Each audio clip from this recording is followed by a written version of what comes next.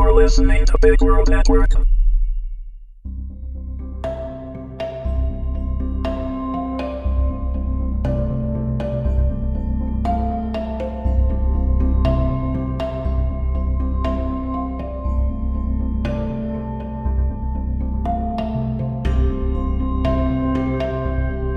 Pathological Passion, written by Jared and Lisa Kwan, read by Wendy Herman. Episode 8. Eric could barely make out buildings through the heavy fog as he made his way to the large airship, docked just a block away. He found himself running through the streets, nearly colliding with everything, including the handful of people who were walking about at night. A breeze whipped up and he pressed his hand on his bowler hat to keep it from blowing off.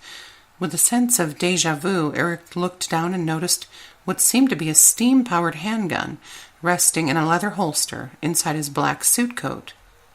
"I've been here before," he thought to himself. But what happens next? As he continued to race towards the docked airship, a young-sounding voice cracked urgently in his ear. "Marshal, you need to hurry. She is nearly upon you." He heard footsteps echoing somewhere behind him and suddenly realized exactly where he was and what was supposed to happen next. He anticipated the gunshot as he counted down the footsteps he heard behind him. Then, right on cue, he dove for the ground as 3 superpowered jets of steam, like a large bullet, smacked into the wall where he was supposed to be. That was close, he thought. Not willing to give Elise a second chance, he scrambled to his feet and continued to run. "How close is she?" Eric asked the voice. "Only a dozen yards now," the voice said as Big Ben began to toll in the massive clock tower. "Move it!" Eric could see the doorway to the building where the airship was docked.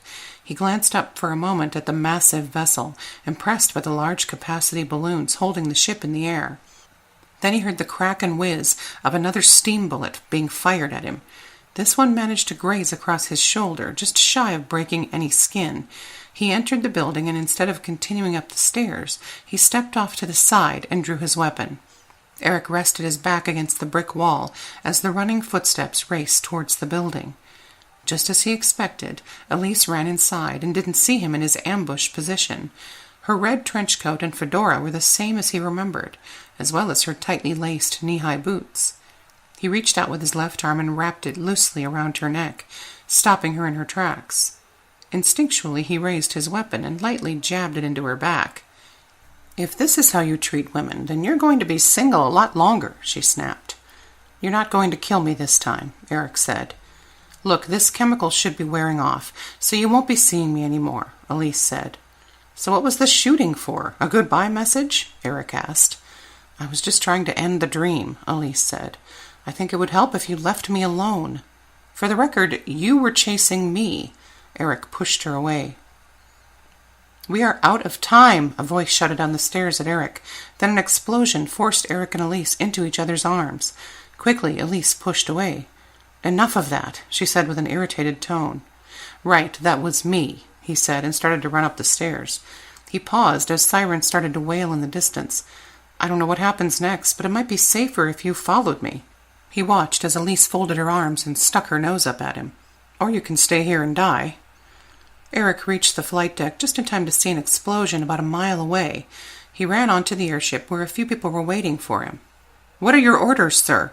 a young-looking kid asked, the voice from his earpiece, he realized. "Let's get out of here," Eric said.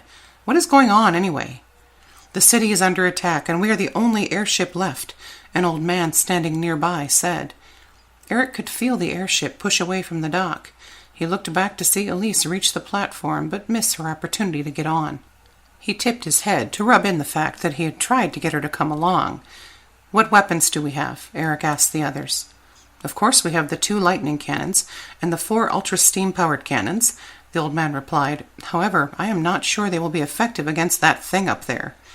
Eric looked up to see a massive alien spaceship he hadn't noticed before, hovering above the city, firing lasers into the heart of London. "Brilliant," he said. In the chaos and destruction, he managed to hear a loud crack as a steam bullet raced past his head and struck the main ballast line, releasing pressure and causing the ship to lose altitude. Eric looked down at the shrinking platform to see Elise tip her fedora at him. Then the airship smashed into a building. Eric jolted awake with the vivid image of the crash fresh in his mind. His wristband was vibrating. He reached over and touched it to activate the message. "Mr. Winters, please proceed to interview room H for your debriefing as soon as possible," the female voice said. "Please respond to this message to acknowledge that you have received it." "Affirmative, Captain. I'm on my way to the bridge," Eric replied.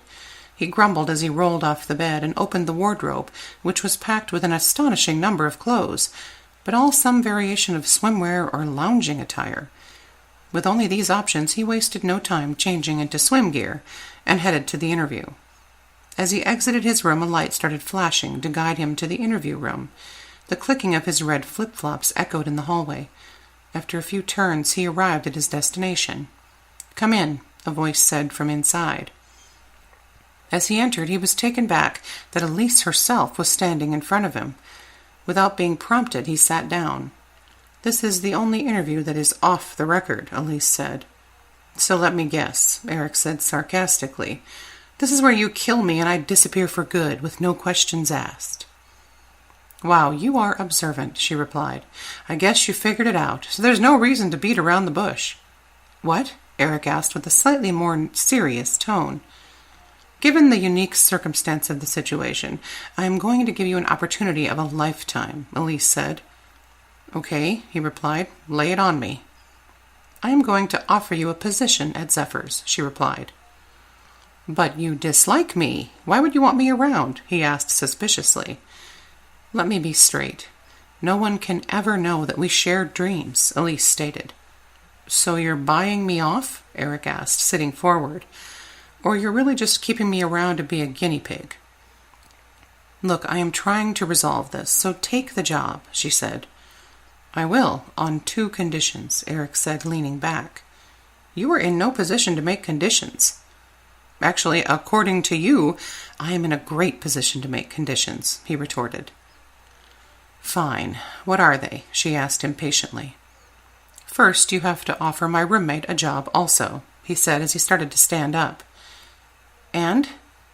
"Second, you have to go on a date with me," Eric said. "What? Why?"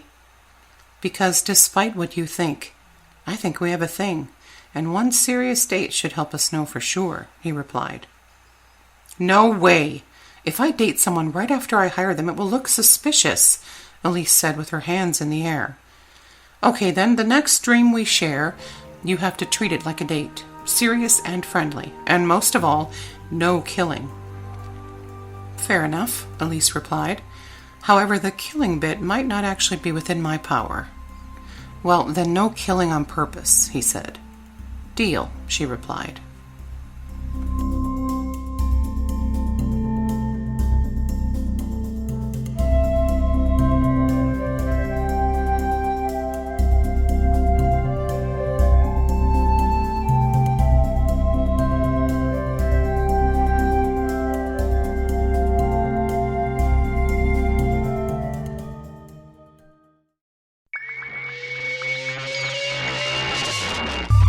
You're listening to Big World Network.